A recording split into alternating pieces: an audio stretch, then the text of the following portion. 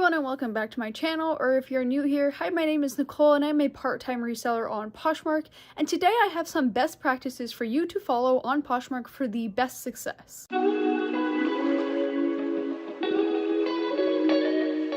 So something you want to make sure that you're doing, and I see a lot of people that don't know why this is important, but you want to make sure that you're cashing out frequently. You don't want your money to sit in POSHMARK. POSHMARK is not your bank. It's literally just a temporary spot for your money to sit. A lot of people don't get why, and the main reason is because if anything happens to POSHMARK, like for some reason if the app decides to no longer be around, you could potentially lose your money. And I've actually seen and heard some stories from people saying that their money has kind of disappeared or they didn't get their proper earnings. And so I just don't leave anything in there for longer than a couple days. I really make sure I cash out pretty frequently so that nothing can happen. And I know it's probably a very, very small chance of something happening, but I just don't want to lose my money. So it's just important to cash out frequently and don't leave your money in the POSHMARK app. If you are a buyer and a seller on POSHMARK and you like to purchase a lot, definitely make sure that you're referring some friends, because you can actually get $10 Posh credit by just referring someone. And so basically if you refer someone with your closet link, which is like your URL, you can basically get $10, and I think they also get money too for purchasing or for joining and making an account. So definitely make sure that you are referring people. It's just free money, and by default, I think I refer a lot of people. I think I've referred over 60 people without even really trying, and I know I've gotten some credits from doing that, and I actually use those credits towards purchases on POSHMARK. So this is just a simple way to earn some money, and $10 is $10, so you might as well refer people if you can, if you have people that can make an account. Also, plus, if you're trying to become a Posh ambassador as a seller, you need to refer someone to become an ambassador. So if you are not an ambassador yet and you want to become an ambassador, you probably are missing the refer a friend, because that's like the one that's hardest to get. So this is a great way to do that, and you will automatically become a Posh ambassador after doing so. Okay, something else that's really good to do is actually reach out for free items in your community, and reach out on Facebook Marketplace or use groups to get free donations from people, or ask friends and family. You really never know who's looking to support your business, and if you tell people what you do, a lot of people actually just want to support you. And so I have a lot of friends and family that just want to support my business, and I'm very, very grateful for that. And I also reach out on Facebook groups where I see people giving things away for free. And so you definitely want to keep an eye out for that, because free inventory is better than having to pay for it, and it saves you a lot of time so that you don't have to source it. I actually just picked up a couple bags the other day from someone on Facebook, and they're all great sizes, and I'm actually going to start listing some of those pieces like in the next couple of days. But it's just a great way to get inventory, and I didn't have time to go sourcing the last couple of weeks, so this kind of makes up for it because I just got 2 fresh bags of clothes. So I see a lot of people that are wondering, if something's sold on another platform, how do you remove an active listing that has an active offer on it, on Poshmark or something like that?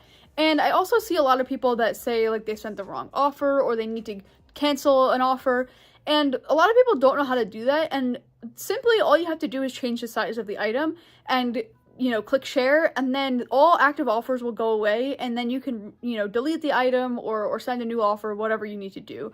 And a lot of people ask, well, if I'm changing the size of the item on a piece of clothing, how do you do it for a home good or something like that? And actually it works the same way. You just change the size to something else. So even home items have like a size. They have like a 1 size or something like that by default. So just put like NA or just type in something random, and it will change the size just the same as if you were doing it for a piece of clothing. And then you can quickly sell the item or remove the item from your listings. Another best practice to follow is to not white out the background of every single photo in your listing. So I find it is important to white out the background of the first photo, which is the cover photo, because this draws the attention in to somebody, and it makes your item kind of stand out amongst all the other listings. But I don't think whiting out the background of every single photo in the listing is good. I actually think it looks a little unprofessional, believe it or not, and I think it looks a little fake. I don't think you're really showing the buyer truly what they're getting, and a lot of the times the colors get really distorted when you white out the background, or the lighting is a little off. So I just find that when you see the actual item in its normal environment, so like on the floor, on a mannequin, on a hanger, things like that, it actually looks better and more professional, and more people want to purchase from that.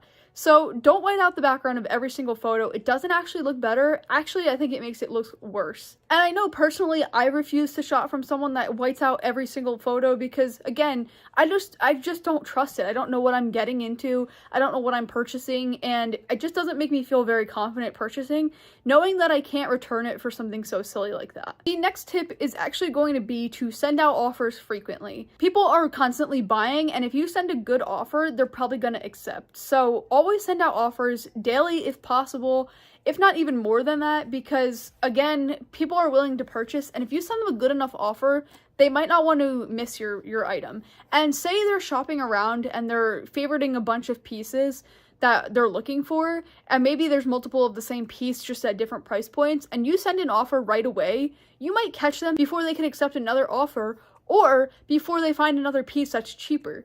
So it's important to send out those offers, and even if you get a counter offer or if you get an offer yourself, it's important to always accept and counter and not decline. Declining offers is really, really bad for the algorithm, and it really affects your sales. It doesn't work the same if somebody declines your offer, because that's out of our control. That doesn't really matter. So I get a lot of people that ask, well, if a buyer declines my offer, does that hurt me? And no, it doesn't really hurt you at all. I actually find it to be kind of rude when somebody declines my offer, because I'm like, okay, just let it expire. Like, it feels a little bit less harsh. But at the end of the day, it doesn't bother me too much because somebody else is going to purchase that item. All right, and the final best practice, which again may be pretty obvious, but I feel like I still have to mention it because I still see people being very unprofessional, but it's to just be professional on the platform. You are representing yourself, you are representing your business, and if you are unprofessional, people are not going to want to shop from you. You're going to get bad reviews, you're going to have bad customer service, and therefore you're not going to make a lot of sales.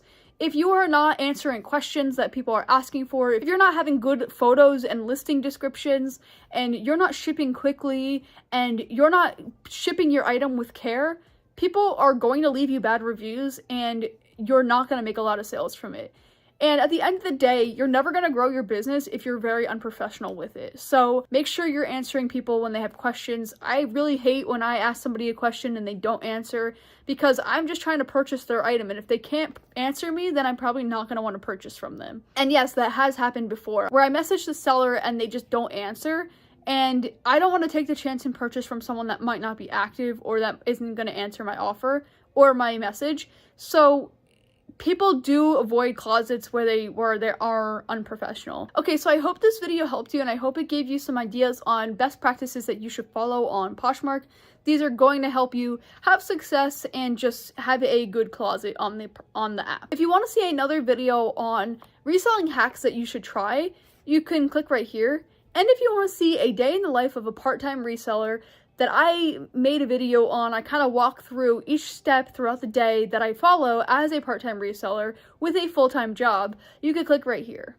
But until next time, I will see you then.